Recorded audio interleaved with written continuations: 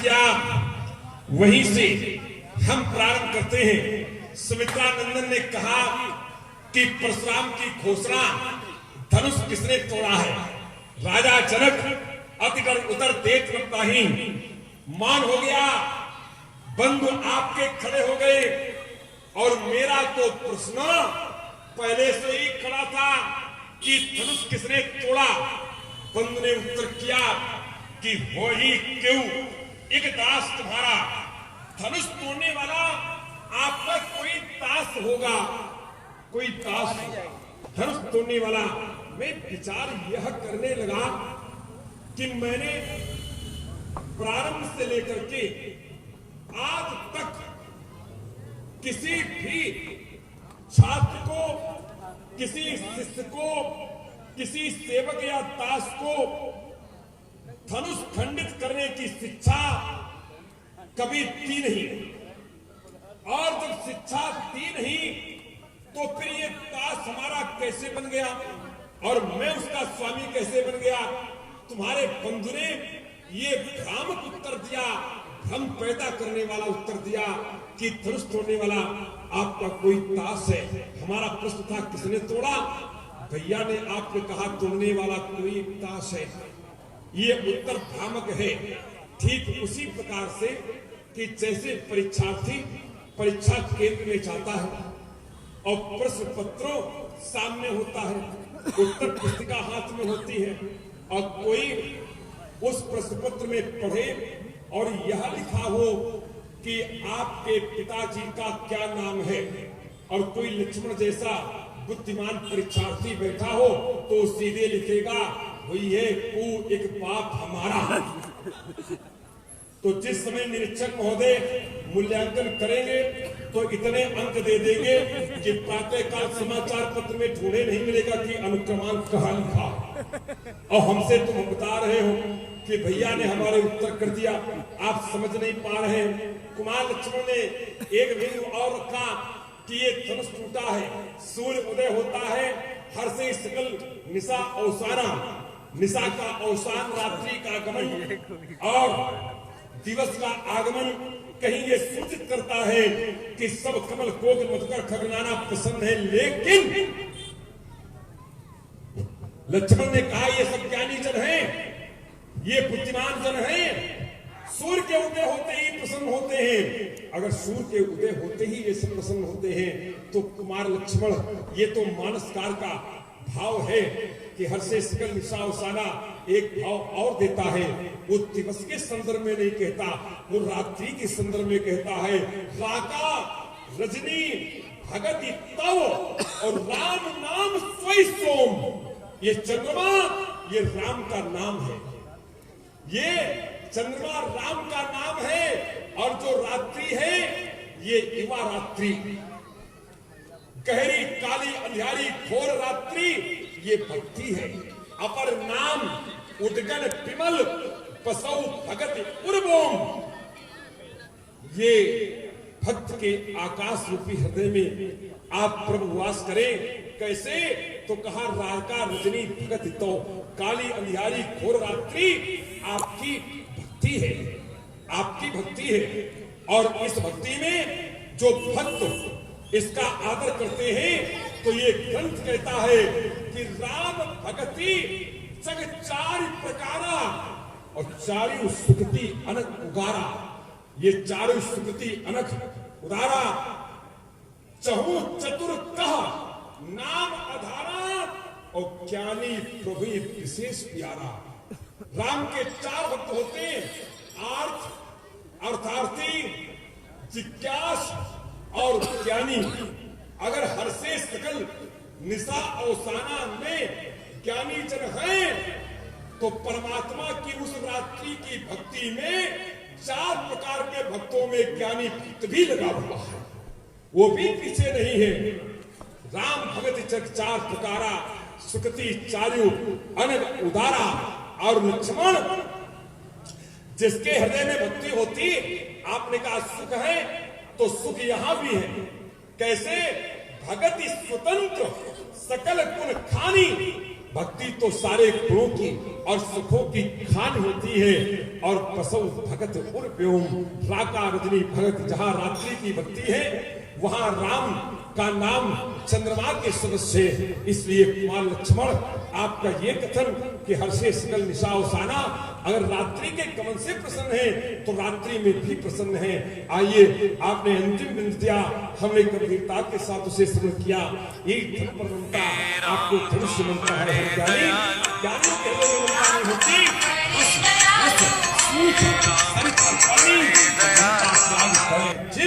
ज्ञानी जनहितार्थ बहुत कुछ किया है। इसलिए विदित सकल संसार। आइए, जहां से परशुराम जी ने विराम लगाया है, मैं अपने तर्क की द्वितीय श्रृंखला का वहीं से शुभारंभ कर रहा हूं। परशुराम जी ने कहा लक्ष्मण हम ज्ञानी हैं, और जो ज्ञानी होता है वो ममता नहीं करता। रस रस सूख सरित शर पानी, और ममता त्याग करे जीनी।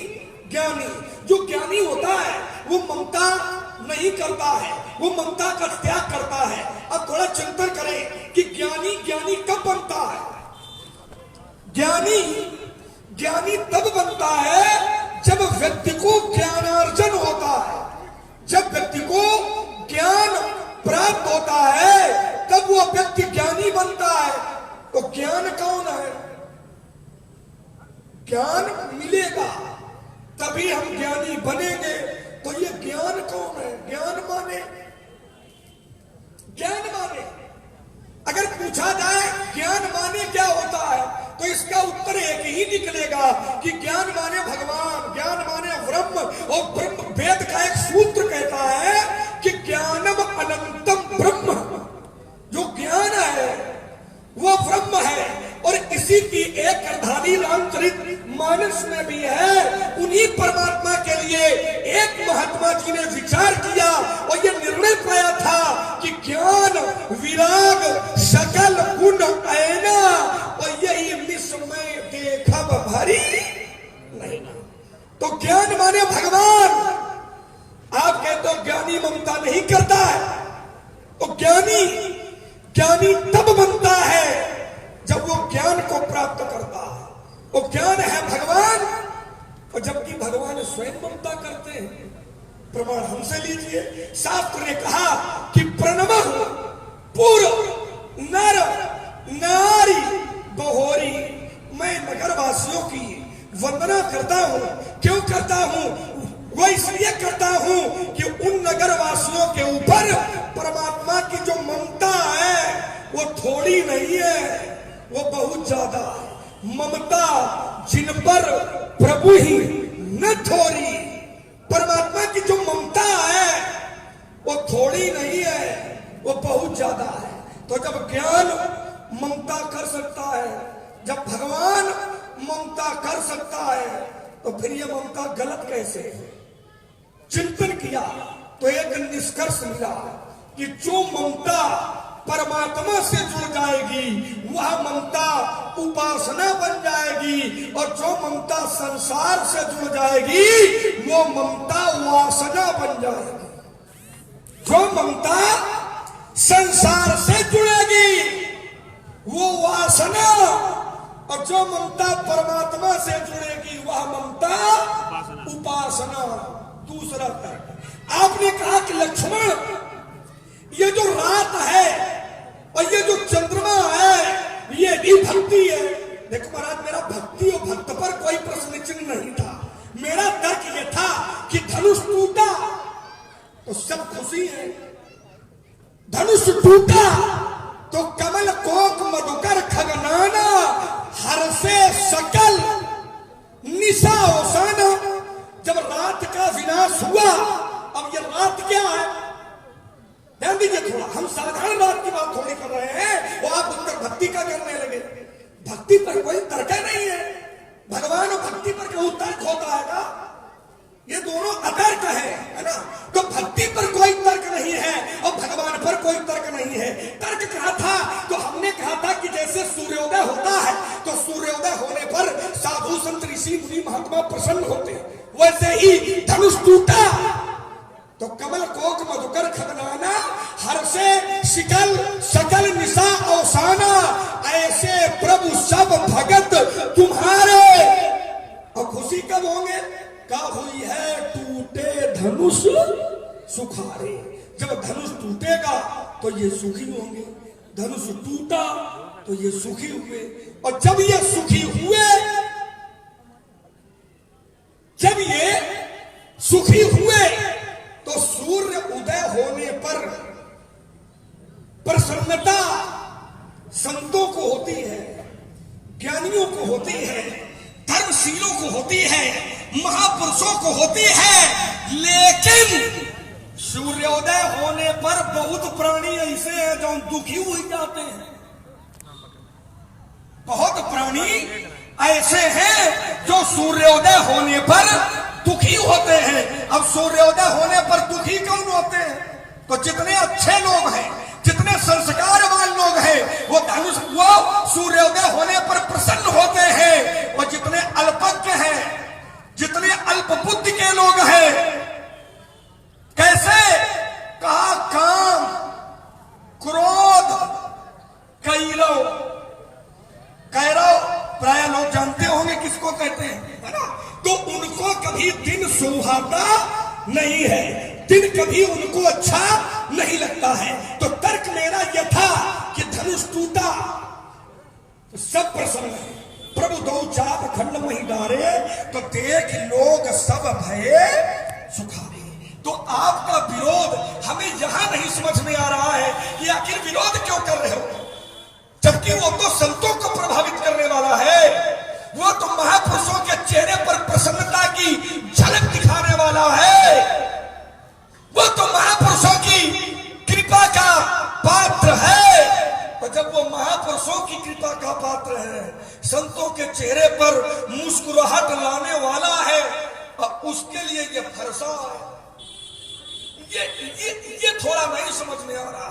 और यही मैंने कहा था कि जो संतों को प्रभावित करने वाला होता है, जो संतों की कृपा का पात्र होता है, जो ब्राह्मणों के आशीर्वाद का अधिकारी होता है, उससे शत्रुता का संबंध नहीं बनाया जाता। तीसरा तर्क आपने रखा कि लक्ष्मण, राम जी ने जो उत्तर दिया है वो भ्रामक दिया है। देखो महाराज, राम जी कभी भ्रम की बातें नहीं करते हैं। राम तो वो व्यक्ति है कि भव बंधन काटहि ही, राम जी के सुमिरन मात्र से भव बंधन कट जाते हैं। वो आप कहते हो राम भ्रमित की बात कर रहा, भ्रम की बात कर रहा। राम जी का स्वभाव भ्रम का नहीं है। राम जी का स्वभाव तो बड़ा सरल है? सरल स्वभाव, छुआ छल नहीं, और राम कहा सब कौशिक। सरल स्वभाव, भ्रम नहीं है राम जी में। यही तो हम कहते हैं कि राम जी को जान नहीं पा रहे हो, और राम जी के शब्दों की गहराई का नाप नहीं ले पा रहे हो। भाई आपने कहा कि जैसे कोई विद्यार्थी होता है और प्रश्न पत्र में प्रश्न आ जाए कि तुम्हारे पिता का क्या नाम है, आपने कहा लक्ष्मण जैसा दोनों विद्यार्थी होगा तो लिख देगा कि हो ही हो एक बाप हमारा। हाँ, हिंदू हमारा तुम्हारी परीक्षा चल रही है।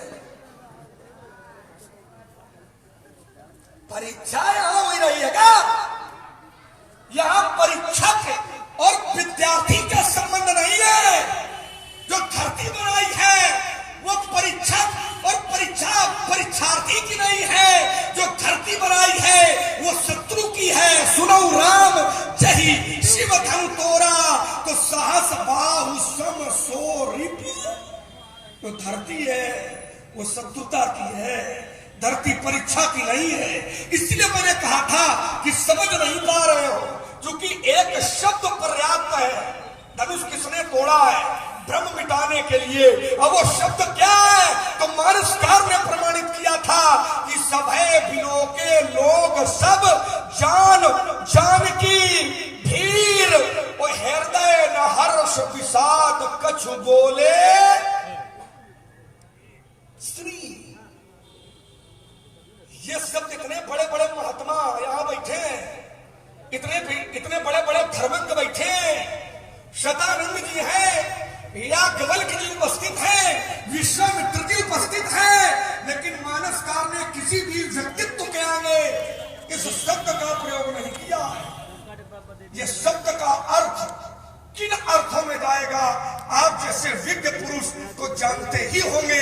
इस अपेक्षा के साथ में मैं अपनी वाणी पर अल्प विराम लगाता हूं। आइए कुमार लक्ष्मण, आपने अपने वक्तव्य के श्रृंखला की तुती कड़ी का जहां से समापन किया है, मैं अपने वक्तव्य की श्रृंखला की तुती कड़ी का वहीं से उद्घाटन करता हूं।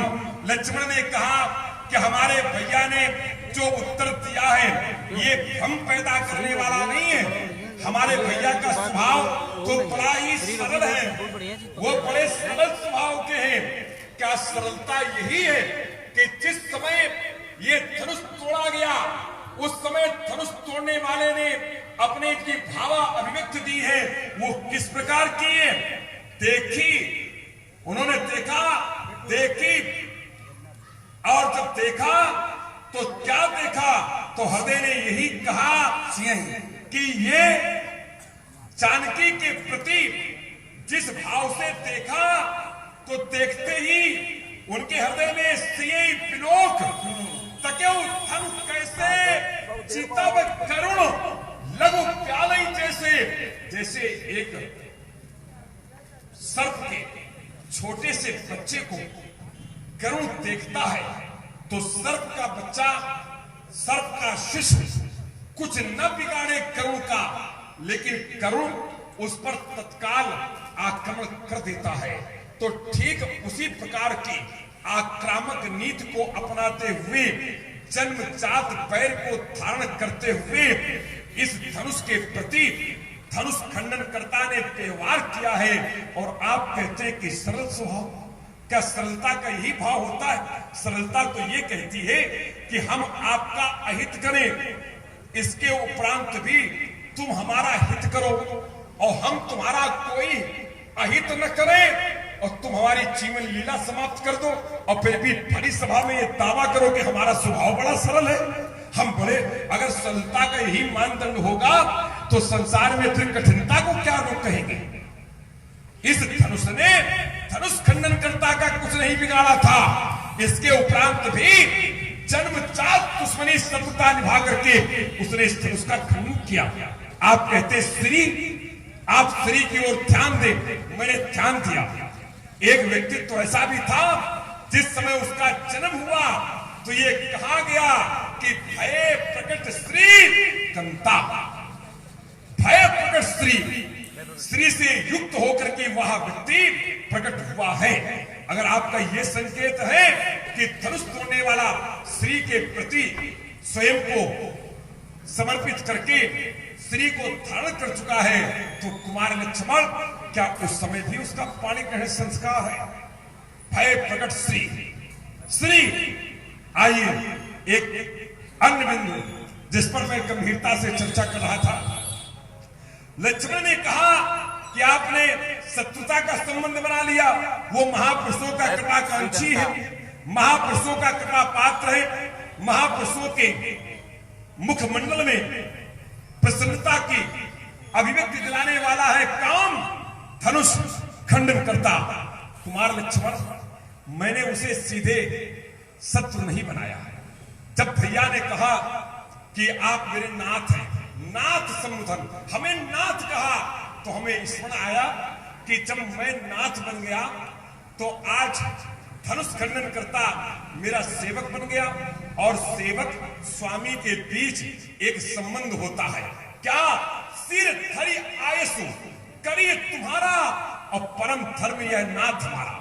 स्वामी आज्ञा दे और सेवक उसका पालन करे तो हमने आदेश किया कि सेवक सोच करे सेवकाई, अगर सेवक है तो सेवा करे। और तुम्हारी सौगंध लक्ष्मण, अभी तक एक पैर तो दबाना बड़ी दूर की बात है, रोया तक स्पर्श नहीं किया उसने हमारा, और आप दावा ठोके पड़े हो। बड़ी विषम परिस्थिति आपने पैदा कर दी हमारे सामने। आप कहते हैं कि आप उसे शत्रु मान रहे हैं, क्यों?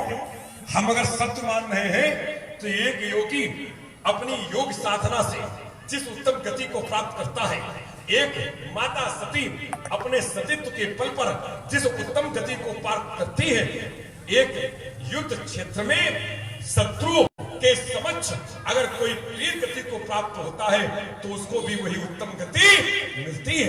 तो मैंने शत्रु मान करके उससे कोई अपमानित किया है क्या? मैंने शत्रु मान करके उसे कोई हेय दृष्टि से देखा है? अरे प्रीत विरोध समान सम करी नीति से आए।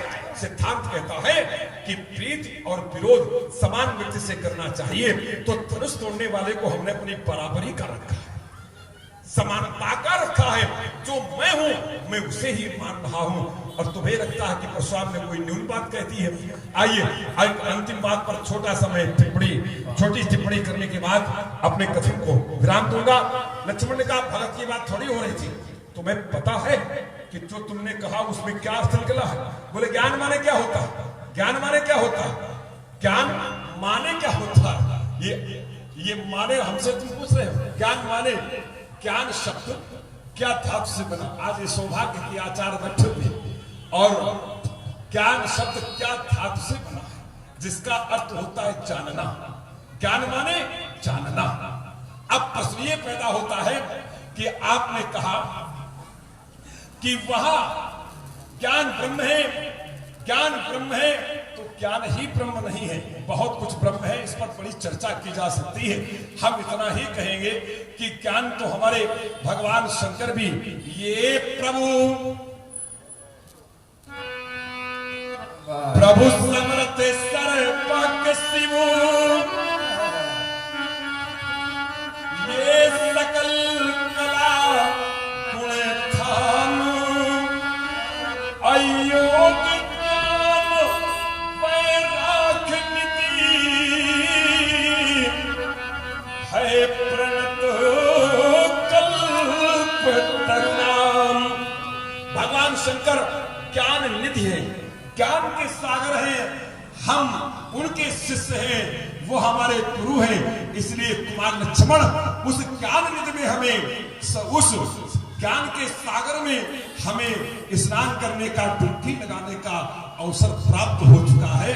इसलिए आपकी टिप्पणी की कोई आवश्यकता नहीं। बोले भक्ति की बात थोड़ी कर रहे, हम भगत की बात थोड़ी कर रहे। और तुम कर क्या रहे थे? तुम्हें पता तुमने क्या कहा था कि कमल कोक मधुकर खगनाना हर से सकल निशा अवसाना। ऐसे ही प्रभु सब भगत तुम्हारे, यही तो तुम्हारा तर्क ही था। भक्ति का तो तर्क था। और तो हमने कहा इमली पत्ती में कुल्हाट मारते और हुई है टूटे धनुष सुखारे। ये धनुष टूटेगा तो ये सुखी हो जाएंगे। कैसे? जैसे रात्रि के गमन से ये कमल को मधुकर खगनाना ये सब प्रसन्न होते। तब मैंने उत्तर किया था वहां पर जाकर के कि नहीं, अगर ये तिनमें प्रसन्न हो सकते हैं भक्ति को पा करके, तो रात्रि भी तो भक्ति है, वहां भी तो प्रसन्नता होती है। ऐसा थोड़ी होता है। आइए एक बात ममता के संदर्भ में कहा कि जो प्रभु होते हैं यह ममता तो करते हैं, वही प्रभु है, वही पात्र है। पातांतर नहीं करूंगा, शब्द ममता है, शब्दांतर नहीं करूंगा। ग्रंथ मानस है, ग्रंथांतर नहीं करूंगा। भक्त श्रोता है, श्रोतांतर नहीं करूंगा। केवल हमारे और आपके मत में, विचार में अंतर है, मतांतर करूंगा। परमात्मा प्रभु ने एक बार सबको बुलाया, जिसको तुम ज्ञान कहते हो। इसी ज्ञानी ने सबको बुलाया और क्या कहा कि सुनो सकल, हाँ सुनो सकल पुरजन मम पानी। क्या कि कहूं न कछु ममता पुरानी। हे मेरे प्रवासियों, सारे लोग समझ करो, हमारे हृदय में बिल्कुल ममता नहीं, कोई ममता नहीं है। देखिए शब्द ममता ही है, ग्रंथ मानस है, परमात्मा पात्र है कथन का और भक्तगण श्रोता है। ये सुनो सकल पुरजन मम पानी, कहूं न कछु ममता उरानी। और नहीं अनीत कछु प्रभुताई और सुनो करो जो तुम्हें सुहाई। आपको जो अच्छा लगे आप कर सकते हैं। मैं जो कहता हूं नहीं अनीत, इसमें कोई अन्याय नहीं है। सुनो सकल प्रजन्म कहूं न कछ ममता, मेरे हृदय में बिल्कुल ममता नहीं। ये वही प्रभु है जिसके संदर्भ में चलो कम से कम अच्छा लगा। वो अच्छा इसलिए लगा कि आपने कहा करके बहुत अच्छा सुनाया।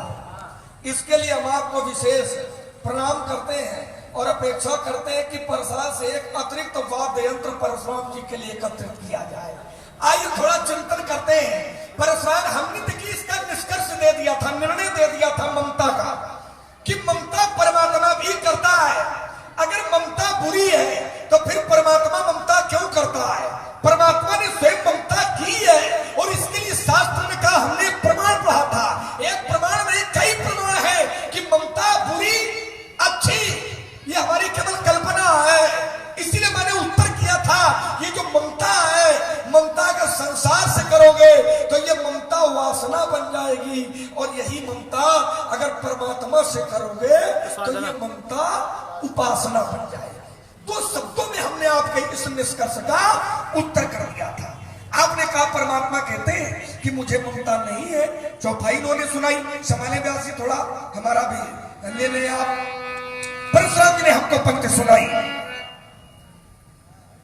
कि परमात्मा ने स्वयं कहा क्या कि सुनहु सकल,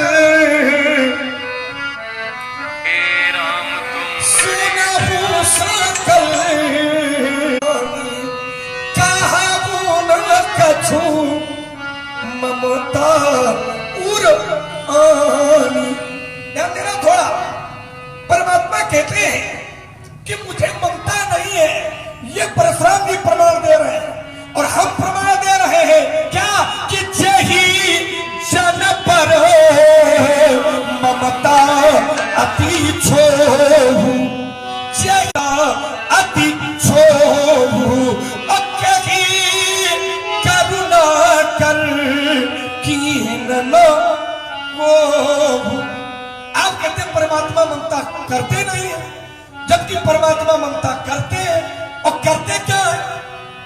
ध्यान देना। और इसलिए हमने दो शब्दों में उत्तर किया था, उपासना का और वासना का। क्योंकि संसार में कुछ भी अच्छा बुरा नहीं होता है, ये तो संयोग बनता है। अगर संगति हमारी अच्छी हो जाए तो हमारे अवगुण भी गुण बन जाते हैं, और संगति यदि मेरी बुरी हो जाए तो गुण भी अवगुण बन जाते हैं। आप है आनंद कुमार, आनंद कुमार।